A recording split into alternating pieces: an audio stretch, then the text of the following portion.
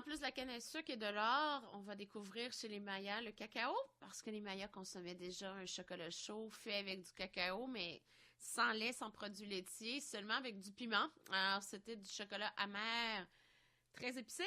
Les Espagnols, au départ, pensaient que c'était un produit du diable pour cette raison-là. Et plus tard, les religieux espagnols vont ajouter du sucre, de la crème, de la vanille.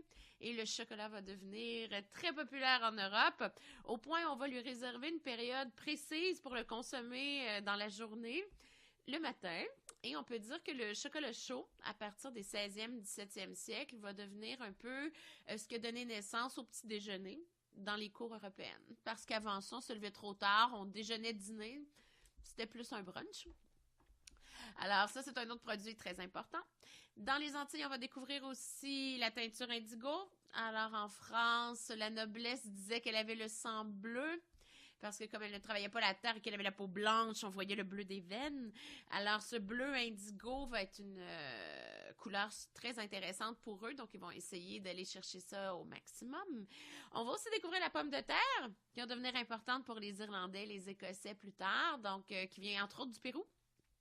Et la tomate, qui va prendre un certain temps avant d'être appréciée parce que sa couleur rouge inquiète un peu elle aussi, donc on l'associe également à un produit du diable, mais aussi à un autre fruit en Europe qui lui ressemblait, qu'on appelait la mandragore, dont vous avez déjà entendu parler dans Harry Potter. Mais lentement mais sûrement, les Italiens, entre autres, vont découvrir la tomate et vont en faire un produit qu'on va vraiment apprécier en Europe. Quand on atteindra l'Inde par la mer, ce qui va prendre quand même un certain temps, et on va y arriver au cours du 16e siècle. Nouvelle ressource aussi pour l'Europe, le coton. Et ça va changer beaucoup de choses parce que les vêtements étaient, jusqu'à cette époque-là, pour la plupart en laine pour les paysans. Donc, essayez d'imaginer quand il fait chaud, quand vous travaillez toute la journée au champ, vos jupes, vos sous-vêtements sont en laine, c'était pas nécessairement l'idéal. Alors, le coton est beaucoup plus confortable, facile à laver, facile à sécher. Alors, quand on va découvrir le coton en Inde, c'est une autre ressource qu'on va vouloir exploiter au maximum. Et quand on va atteindre l'Afrique, le café.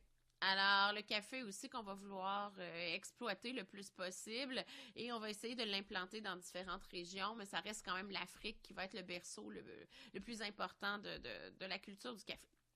Alors, vous avez comme ça une variété de produits qui explique que les royaumes européens vont se battre les uns contre les autres pour avoir le plus de nouveaux territoires dans le Nouveau Monde, comme on l'appelle.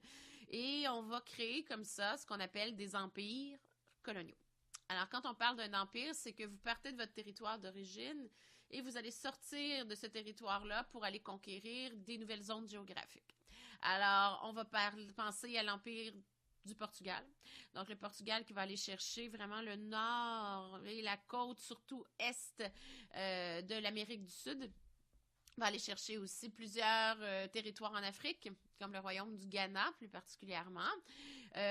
Empire du Congo. Donc, il y avait des royaumes en Afrique à ce moment-là. Et vous allez avoir ensuite l'Angleterre. L'Angleterre qui va aller chercher des îles dans les Antilles pour la canne à sucre, qui va aller chercher des territoires en Afrique, qui va aller chercher la Nouvelle-Angleterre, alors la côte est de ce qui est aujourd'hui les États-Unis, et qui va aller chercher plusieurs territoires en Inde. Alors, ça va lui faire un empire qui est quand même assez intéressant. Et la France, de son côté, va aller chercher des territoires aussi dans les Antilles pour la canne à sucre, entre autres ce qui est Haïti, ce qu'on appelle la Guadeloupe aussi, Saint-Domingue. Alors, ce seront des territoires français à l'origine. Et elle va aller chercher l'Amérique du Nord, donc ce qui deviendra la Nouvelle-France, pour la traite des fourrures, plus particulièrement.